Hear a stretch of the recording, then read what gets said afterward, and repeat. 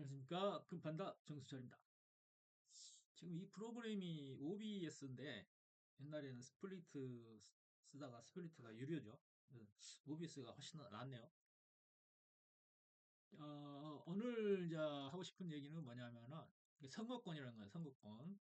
그 대한민국 국민이라면 누구나 그 선거를 할 수 있는 권리가 있죠. 투표권이 있죠. 근데 이번 사태로 인해서 이번 계엄령 사태로 인해서 뭐 부정선거라는 게 이제 여실히 이제 드러났는데 지금 완전히 그 조사하고 있죠. 양독 작전으로 트럼프와 윤석열이 양독 작전. 이게 우리나라 그 이렇게 선거관리위원회가 국내뿐만 아니고 국제적으로 이제 이게 이제 부정선거에 어떤 이 바탕을 제공을 했어요. 인프라를 만들어 놨어요. 그래서 이제 미국의 부정선거까지 이제 개입하게 된 것이 이제 드러나기 시작했는데 아마도 이번 그 카르텔, 이제 부정선거 카르텔이 아주 역시 착살을 날 걸로 봅니다. 그중에 이제 그 핵심의 이제 문재인과 누구예요? 이재명이 그 배후에 이제 중국이 자금 있죠. 중국이 자금 지원으로 이제 이루어졌겠죠. 그래서 이제 차서히 그 마각이 드러나고 있는데 우리가 현재의 이렇게 그 선거 시스템이 예? 과연 옳은가? 우리가 모든 국민들이 다 이거 대한민국 국민이라면 선거권을 다 갖지만은 과연 그 모두가 다 선거권을 갖는 게 옳은가? 그것을 한번 생각해 봐야 돼요.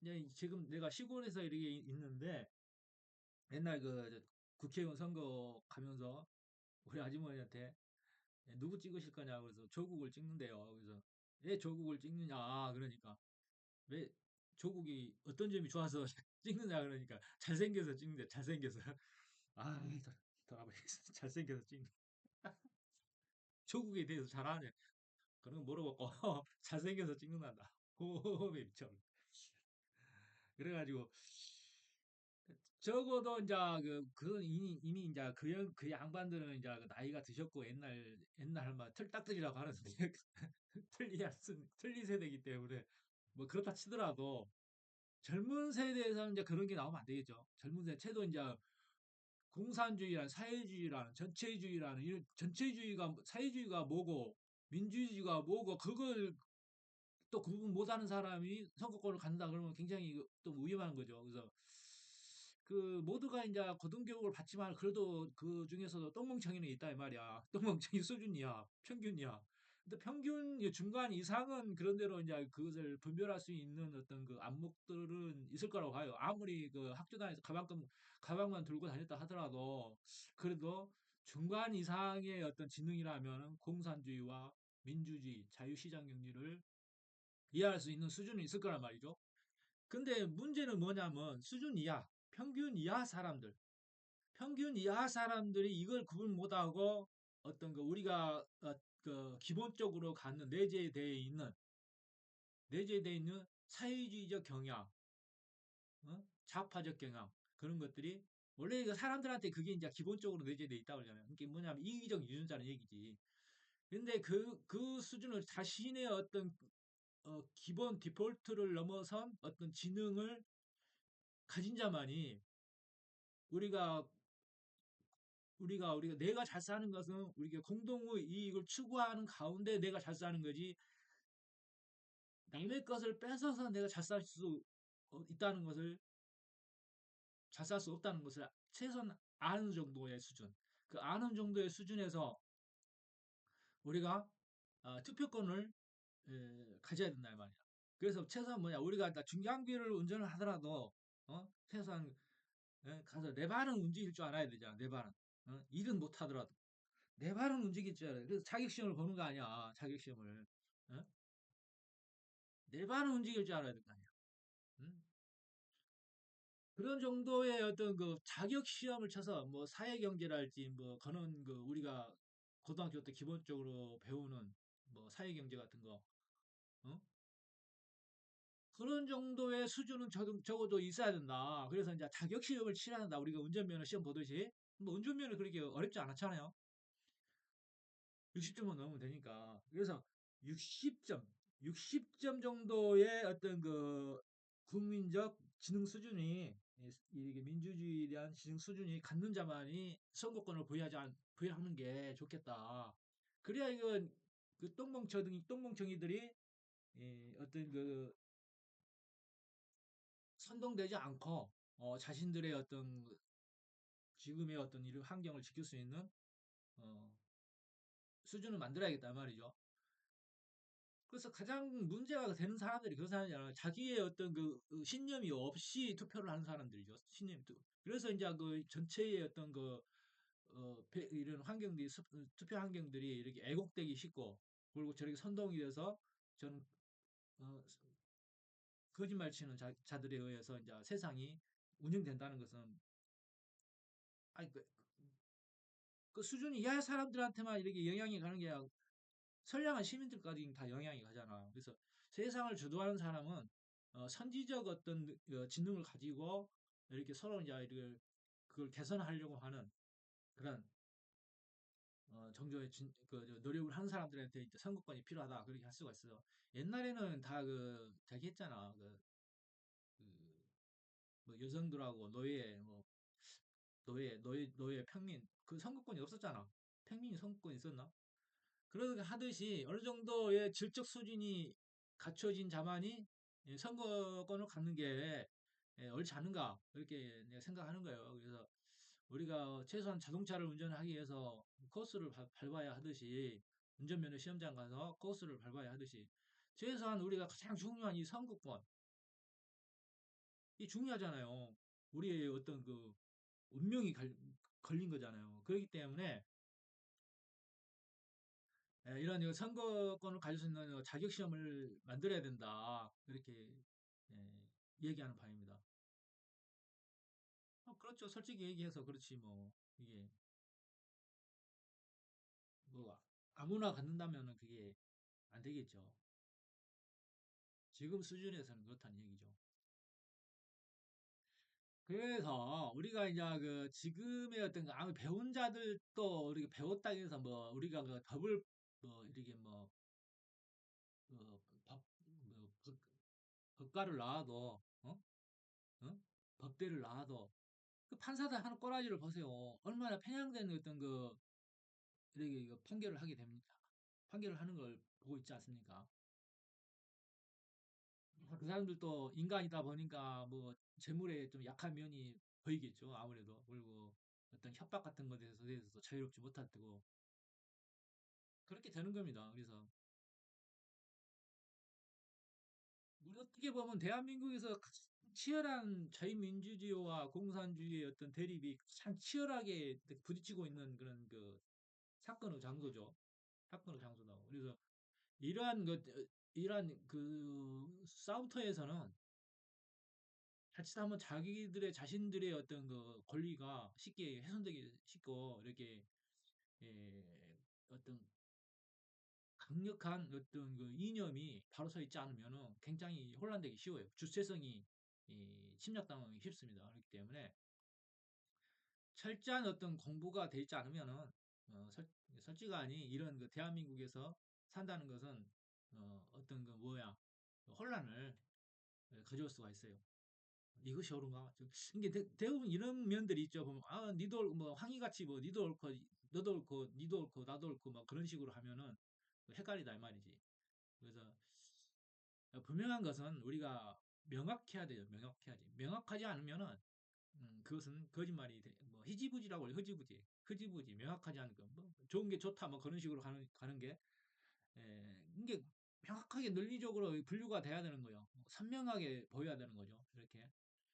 우리 투표용지도 보면 가짜 투표용지도 보면 뭐 도장 같은 것이 막 흐려버리잖아. 대충 이렇게 희미하게 이렇게 가짜 도장. 그거 이번에 나온 것이 있죠. 가짜 투표. 분명히 그 증거물이 있는데도 법원에서 채택을 안 해요. 아주 웃기 없다고. 그래서 이번 사태로 이번 사태를 어떤 어, 공부 삼아서 앞으로의 국민적 어떤 수준에 따른 투표권이 주어져야 되지 않느냐 그렇게 생각하는 바입니다. 아마 윤석열 대통령이 복귀를 하게 된다면은 이러한 면도 하나 또 생각해 보시기 바랍니다. 생각을 가지고 투표를 해야지. 아무 생각 없이 투표하면 되겠나? 생각이 있어야지. 사익을 도모하는 사람과 공익을 도모하는 사람과 차이는 엄청난 거지. 기업도 마찬가지예요. 기업도. 어떤 회사들은 가끔 내가 이제 하도 이제 노가다를 하다 보니까 여러 회사들을 가서 일을 하게 됩니다. 그러면은 사익은 이게 그 사익은 공유화하고 이익은 사유화하는 그런 회사들이 있어요. 그 회사들은 그 생명력이 굉장히 짧죠. 그리고 그 정의롭지 못한 회사들이 있어요. 그런 회사를 보면은 이렇게 사람이 들어와도 일 잘하는 사람을 잡지 못하고 일 못하는 사람, 일 잘하는 사람은 어떤 시스템이 안 맞으니까 그냥 나가버리죠. 이게 좋은 사람들이 계속 이렇게 인재들이 머무는 게 아니라 잠깐 들어와서 나가버려요. 그리고 여기에 있는 사람들은 누구냐? 실력 없고 능력 없는 사람들. 그리고 이제 실력이 없고 능력이 없다 보니까 윗사람들한테 잘 보이려고 하죠. 자기 어떤 그 일을 하는 데 있어서도 자기 어떤 전문성을 발휘하는 게 아니라 실력 자체가 부족하기 때문에 그냥 어떤 그 맞춰서 흘러가는 그런 음, 주도적 입장에서 자기가 주인된 입장에서 일을 추진하는 게 아니고 굉장히 그 수동적으로 하는 그런 사람들이 회사에 머물게 됩니다. 그러면은 회사에 계속해서 회사가 이익이 안 나죠. 당연히 이익이 안 나고 그런 회사는 오래 못 가죠. 그리고 오래 못 가고 항상 그 부당한 방법으로 수주를 하게 되고 막 그러니까 주위에 소문도 안 좋게 되고 막 그렇게 되는 겁니다. 그래서 나는 실질적으로 그런 면들을 많이 봤어요. 진짜 능력 없는 애인데 어떻게 이런 일을 할 수가 있는가? 저는 일을 맡겨서 이렇게 일을 하고 있는가? 오히려 포크레인 기사만 또 못하는 그런 토목 기사들도 있어요. 오히려. 그리고 그 사람들의 사람 보는 안목이 이게 뭐냐면 내가 포크레인이야 기름쟁이다 보니까 그 기름쟁이 수준에 맞춰 이게 아주 그 낮게 보는 경향. 이게 직업을 가지고 사람을 평가하려고 하는 그런 것들이 있고 지금 그러잖아. 우리나라는 심지어 환경미화원도 그, 그 박사학위 가진 사람들이 있어요. 환경미화원도. 아, 아, 환경미화, 그리고 대학 나와서 목수하는 사람도 있고 다 있어. 그렇게 이제 직업을 가지고 사람을 평가하려고 하는 그런 그 경향들이 많습니다. 그렇기 때문에 실질적으로 보면 진짜 보면 나는 노가다 하면서 현장 경영자들 보면은 아니 현장 경영자라는 사람들이 어떻게 저렇게 무식한가? 내가 박사인가? 심지어 아씨 내가 박사인가? 어떻게 기름절임도 못하지? 아니, 그런 수준들의 사람들이 현장을 경영하는 게 그 많이 봅니다. 그래서 그런 데는 나도 그런 데서는 그런 그 현장 경영자들 있는 데서는 그일 못해요. 일 못하고 그냥 나와버립니다. 대부분 그래요. 대부분. 우리나라 이제 전라도가 대부분 그런 환경들이 돼 있어요. 그렇게 어떤 그 그 일에 맞는 담당자가 능력자가 이렇게 담당하는 게 아니고 그냥 뭐 어떻게 뭐 낙하산이랄지 그냥 어떤 그뭐 이제 그 신입이랄지 아무것도 모르는 심지어 어떤 걸 봤냐면은 다른 현장에서 이제 우리가 그 요즘은 그 측량도 GPS 측량기 있잖아요. 그래서 측량하는 게 쉽습니다. 그래서 자동으로 이렇게 하는 거기 때문에 근데 GPS라는 것을 이용하기 때문에 그 항상 그 다른 현장에서 이제 이쪽 현장에서 그 GPS 측량기가 고장이 나가지고 저쪽 있는 측량기를 가져와야 돼. 그쪽 터목기사한테 우리 현장을 좀 이렇게 측량을 해달라 했더니 막 헤매고 있는 거예요. 왜 그래 헤매고 있나 봤더니 아니 우리 현장에 왔으면 우리 현장의 도면을 입력을 해서 최소한 두 개의 위치값을 찍어가지고 이렇게 이거 맞춰야 되잖아요. 좌표값을. 근데 지구 현장 지구 현장 도면 그대로 가지고 이렇게 우리 현장에 가서 찍으려는 거야.